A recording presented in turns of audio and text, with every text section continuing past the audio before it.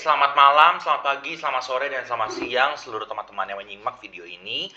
Dan khususnya dosen saya, yaitu pengajar Prof. Dr. Agus Purnomo, yang mengajar sistem logistik dan SCM di ULBI. Dan pada kali ini saya akan mempresentasikan layout warehouse tugas kedua dari Prof. Agus. Ya, bisa kita lihat ya, kalau misalnya di sini itu terdapat simulasi manual. Jadi tugas kita itu di sini gimana kita bisa mendesain sebuah layout gudang yang terbaik istilahnya, biar cepat masuk flow-nya, terus pengeluaran barang fast move atau fast moving atau misalnya slow moving, semuanya bisa diatur dengan baik. Nah, sebelumnya rancangan ini ya, saya bisa menampilkan memperbagian area berdasarkan jenis barang dan aktivitas. Nah, kenapa saya melakukan itu semua? Karena secara umum, dena tersebut bisa dikategorikan sebagai layout berbasis aliran flow atau flow layout karena arus barang mengalir dari penerimaan receiving, penyimpanan storage, picking, packing, until pengiriman dan shipping. Nah, bisa kita lihat di sini soalnya sebelum kita masuk ke layout yang kita akan bahas gitu ya. Nah, soalnya itu adalah PT MM Log di Kota Bandung memiliki sebuah gudang dengan spesifikasi ukurannya 27 meter dikali 18 meter dan 4 meter, hanya satu lantai, oke? Nah, di dalam gudang ini terdapat 3 pintu, yaitu ada pintu masuk receiving, pintu masuk shipping, dan pintu masuk emergency. Terdapat ruang kantor, toilet yang memiliki toilet, musola, loker, dan juga ruang kantor. Terus gudang memiliki tiang-tiang bar atau pilar-pilar bangunan yang digambarkan sebagai kotak hitam kecil dan tentu sekali tidak dapat untuk ditempati barang-barang. Oke, jelas ya sampai situ.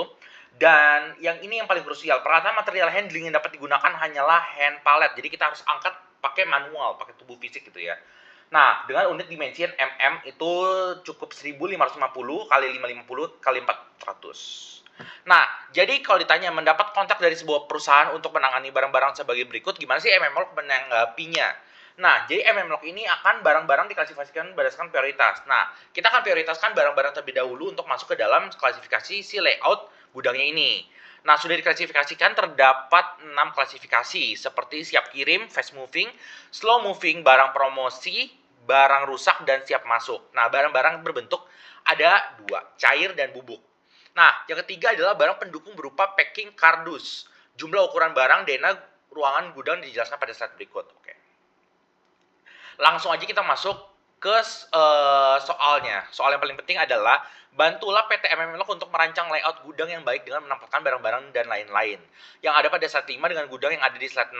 Nah, jelaskan kriteria apa yang digunakan untuk menjustify bahwa layout gudang yang saudara rancang sudah baik. Nah, ini itu masih berantakan. Jadi ini masih bentuk dari soal si perencanaan gudang layoutnya ini dari Prof. Agus. Nah, sebelum masuk ke sana, sebelum kita membagikan pemetaannya, saya akan membahas dulu kalau misalnya alur dan zonasi area itu terdapat ada 5, yaitu pertama receiving.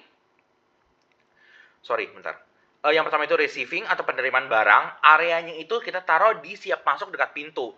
Nah, bisa kita lihat ya kalau misalnya kita pembagian ini. Kan ada siap masuk dekat pintu nih. Nah, siap masuk dekat pintu ini pintu utamanya, ini emergency dan pintu keluar ini. Jadi udah 3 titik itu udah kelihatan ya. Nah, kita udah bisa siap masuk dekat pintu masuk tadi kan tanda oranye. Fungsinya itu apa? Fungsinya itu area awal penerimaan barang, jadi masuk sebelum disortir dan dekat pintu masuk untuk minimalkan jarak tempuh. Jadi kalau misalnya kita taruhnya terlalu jauh, itu pintu masuknya akan susah juga untuk kita menggapai peralatan-peralatan persiapan untuk kita melakukan perancangan penataan si pengambilan pickingnya, hand pickingnya, dan sebagainya. Nah, terus terdapat penyimpanan storage area. Contohnya ada ini, ada toilet musola, locker, barang rusak, dan CN, dan sebagainya. Nah, itu areanya untuk apa? Itu termasuk untuk bubuk slow, cair slow, dan cair fast. Nah, sesuai dengan bubuk slow, dan cair fast. Nah, barang fast moving ditempatkan dekat area pengemasan untuk efisiensi waktu. Nah, kita taruh dengan pengemasan sebelah sini. Bubuk slow nih, packing slow. Untuk area pendukung, barang promosi, barang rusak ini, barang rusak atau CN, toilet, musola, locker, ini tuh pendukung. Nah, penunjang operasional gudang ditempatkan di area pinggir. Supaya apa kita taruh di pinggir? Supaya tidak mengganggu alur barang utama. Di packing area, kita terdapat packing fast dan packing slow. Oke. packing packing slow dan packing fast. Nah, tempat pengemasan sesuai kecepatan pergerakan barang. Kalau fast ditaruh di dekat fast, kan ini kan cair fast kan, jadi kita utamakan dekat dengan sini, dan cair flow kita dengan sini.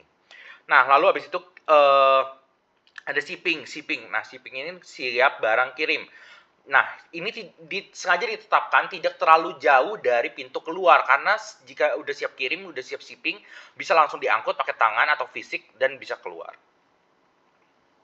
Nah, kalau misalnya Bapak Ibu rekan-rekan penasaran kenapa kita buat layout gudang seperti ini, karena kita memiliki kriteria layout gudang yang baik. Contohnya itu seperti apa kalau misalnya kita bilang layout gudang yang baik ya? Nah, pertama, kita itu memikirkan efisiensi aliran material. Nah, aliran material barang yang bergerak dari satu arah. Penerimaan, penyimpanan, pengemasan, pemikiran tanpa tumpang tinggi. Dari masuk ke kanan, bubuk slow, cair fast, sampai ke pengiriman. Terus kita meminimasi jarak perpindahan juga dari barang fast moving ditempatkan dengan area packing dan shipping, agar kalau barang yang cepat keluar dapat juga cepat untuk ditangani untuk keluar dari gudangnya gitu. Nah, keamanan dan keselamatan ada safety-nya, fleksibilitas, kenyamanan, fasilitas pendukung, pemisahan berdasarkan karakteristik barang. Nah, karakteristik barangnya itu di sini ada beberapa doang. Contohnya barang cair dan bubuk dipisahkan area, serta slow fast moving dibedakan. Nah, karena di sini cuma barangnya ada dua, bubuk cair, ada barang cair dan barang bubuk. Nah, terus cuman ada cair slow sama cair fast. Nah, karena itu pemetaannya itu kita bikin letter U gudangnya gitu ya. Nah, ini yang terakhir. Kenapa saya membahas ini? Nah, kenapa saya membahas ini? Ini itu untuk mengedukasi masyarakat sekitar, khususnya seperti Ulbi dan teman-teman yang nonton video YouTube ini. Dan tentunya saya juga melaksanakan tugas dari Prof. Agus untuk bentuk dan alasan layout ini efisien. Seperti untuk pintu masuk dan keluar di sisi berlawanan menciptakan arus kerja efisien, meminimalisir crossing movement.